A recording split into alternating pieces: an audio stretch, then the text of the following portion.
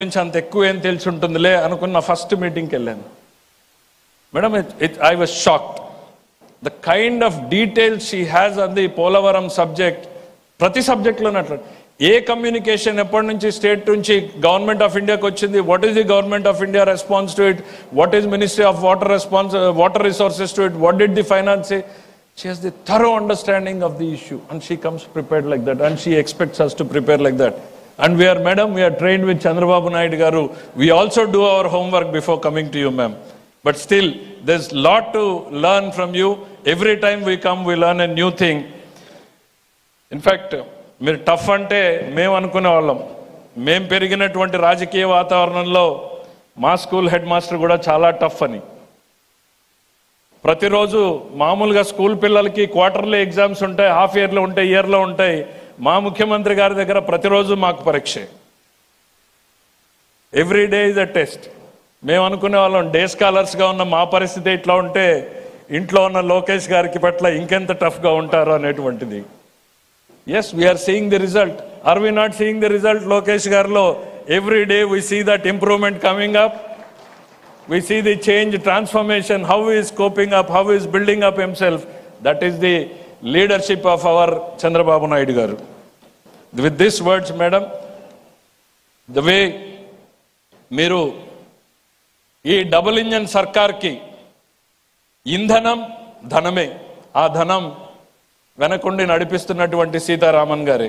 ఈరోజు మోడీ గారి నేతృత్వంలో ఈ దేశంలో అద్భుతాలు జరుగుతూ ఉన్నాయని, వందే భారత్లు వస్తూ ఉన్నాయన్న, కనీవిని ఎరుగని రీతిలో నార్త్ ఈస్ట్లో ఇన్ఫ్రాస్ట్రక్చర్ కారిడార్లు జరుగుతూ ఉన్నాయన్న, డిఫెన్స్ రంగంలో అద్భుతాలు జరుగుతూ ఉన్నాయనుకున్నా కూడా, దేశం మొత్తం మీద కూడా ఇటు రైల్వే నెట్వర్క్, రోడ్ నెట్వర్క్ పెరుగుతూ ఉంది అనుకున్నా కూడా, హాస్పిటల్స్, స్కూల్స్కి సపోర్ట్ పెరుగుతూ ఉంది అనుకున్నా కూడా, ఇవన్నీ కూడా నరేంద్ర మోడీ గారి ఆలోచనలకి సాధ్యం రూపకల్పన ఆయన చేస్తే ఆచరణ రూపం ఇస్తున్నటువంటి సీతారామన్ గారికి ఈ దేశం కూడా గుర్తుపెట్టుకునేటువంటి సేవలు అందిస్తూ ఉన్నారు ఆవిడ అనేటువంటిది గుర్తు చేస్తూ ఉన్నా.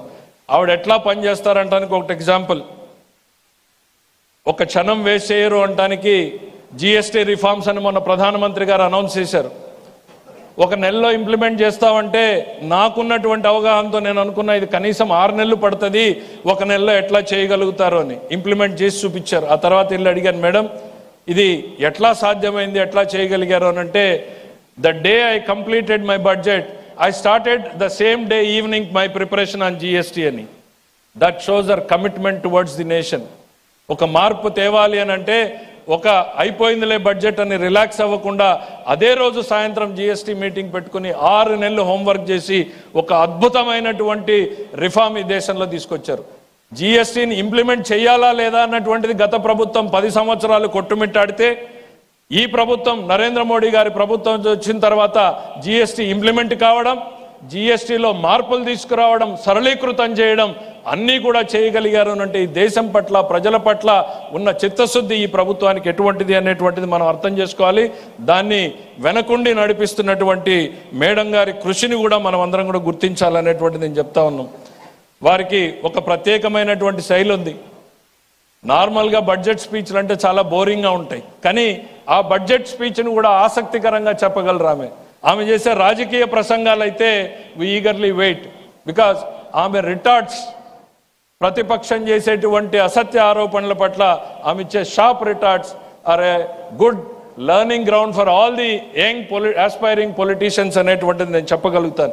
అది ఎప్పుడు వస్తుంది అంటే విషయం పట్ల సంపూర్ణమైనటువంటి అవగాహన ఉన్నప్పుడు మాత్రమే వస్తుంది అనేటువంటిది కూడా చెప్తా ఉన్నాం. ఈరోజు దేశం ఒకప్పుడు 11వ స్థానంలో ఉన్నటువంటి ఆర్థిక శక్తి ఈరోజు 4వ స్థానాన్ని నుంచి 3వ స్థానానికి ఎదిగే క్రమంలో తయారవుతా ఉందని అంటే it's the greatest times we are living అని మా ముఖ్యమంత్రి గారు ఎప్పుడు చెప్తా ఉంటారు.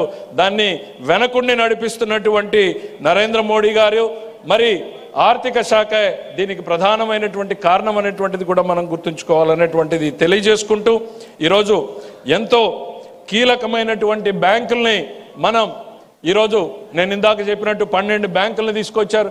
పోలవరం నడుస్తోందంటే సపోర్ట్ చేస్తున్నారు, అమరావతి నడుస్తోందంటే సపోర్ట్ చేస్తున్నారు, విశాఖ ఉక్కు కష్టాల్లో ఉంది అని అంటే సపోర్ట్ చేశారు. ఏ సమస్యతో వెళ్ళినా కూడా మేడం మా పట్ల ఒక పాజిటివ్ యాటిట్యూడ్, మా పట్లనే కాదు నేను ఇందాక చెప్పాను. ఫస్ట్ జిఎస్టీ మీటింగ్లో ఒకటే చెప్పి క్లోజ్ చేస్తాను. ఫస్ట్ జిఎస్టీ మీటింగ్లో లంచ్ టైంలో ఉంటే నేను తెలంగాణ ఫైనాన్స్ మినిస్టర్ ఒక దగ్గర ఉంటే ఇద్దరి దగ్గరకు వచ్చాము. ఒక మాట చెప్పారు, చిన్న చిన్న సమస్యల పట్ల భేషజాలకు పోవద్దండి, పంతాలకు పోవద్దండి, పట్టింపులకు పోవద్దండి, పరిష్కారం చేసుకోండి, ఇద్దరు ఎదిగే అవకాశం ఉంది అనేటువంటి చెప్తూ ఈరోజు ప్రధానంగా మీరు ఈ సమస్యని పరిష్కరించుకోండి అని అంటే, ఒక తల్లి ఒక బాల్ కోసం ఇద్దరు కొట్లాడితే ఎట్లా ఇబ్బంది పడతారో, అరే నీకు ఆ బాల్ ఇస్తాను, నువ్వు ఈ బ్యాట్ తీసుకొని 2 రాష్ట్రాల సమస్యని పరిష్కారం చేశారు. సో ప్రతి నిమిషం కూడా ఈ ఎన్డీఏ ప్రభుత్వంలో నరేంద్ర మోడీ గారి ఆలోచనలు అక్కడ ఇంప్లిమెంట్ అవుతున్నాయి. ఇక్కడ చంద్రబాబు నాయుడు గారి నేతృత్వంలో ఇన్ని అభివృద్ధి పథకాల్ని, సంక్షేమ పథకాల్ని మాకు అందించగలుగుతున్నారు అని అనుకుంటా ఉంటే, కేవలం ఇవాళ ఎన్డీఏకు ప్రజలు వేసినటువంటి ఓటు అనేటువంటి తెలియజేసుకుంటూ ఈ అవకాశాన్ని ఇచ్చిన